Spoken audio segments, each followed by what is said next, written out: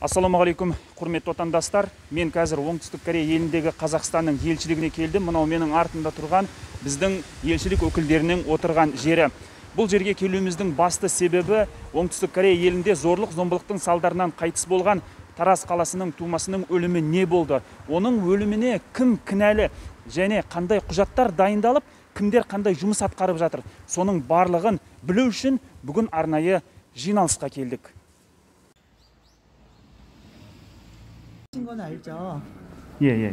이분이 돌아가셨는데 처음에 지금 돌아가신 데는 천안 충무병원이고 이분이 원래 처음에 갔던 데는 순천의 성가를로 병원.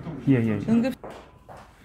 Он блогер, он занимается, что организовывает сбор денег для нуждающихся. Вот наши граждане здесь нелегалы, попадают в больницы, производственные травмы, умирают. Это все требует сбора денег, чтобы отправить тело в Казахстан.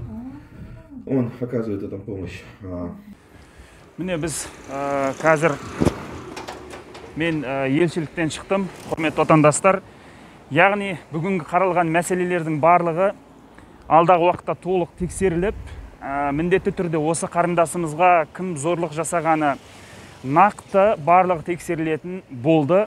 Мен қазір мінекей елшілікпен тиісті адамдар келіп осы жерде кездестік. Алдағы уақытта ресми ақпараттар болып жатса, біз сіздерге міндетті түрде жариялайтын боламыз. Егер осы қарындасымыз туралы кімде қандай бір ақпарат болатын болса, сіздер Сунчон қаласындағы полициясына келіп, сол жерге ақпараттарыңызды берсеңіздер болады. Сіздерге ешқандай қысым көрсетілмейді. Не болмасам, осы Корея жаңалықтар арнасына, Корея көмек парақшасына байланысқа шықсаңыздар болады. Толық ақпараттарыңызды беріңіздер, еш нәрседен қорықпаңыздар. Сіздердің беріп жатқан ақпараттарыңыз бізге пайда, ал сіздердің аты жөндеріңіз, мекен жайларыңыз, телефондарыңыз барлығы ол құпия сақталатын болады. Осы бір қылмыскерді табуда, осы бір жұмбақ өлімге кім себепші болғандығын табу үшін бізге сіздің көмегіңіз қажет болады, отандастар.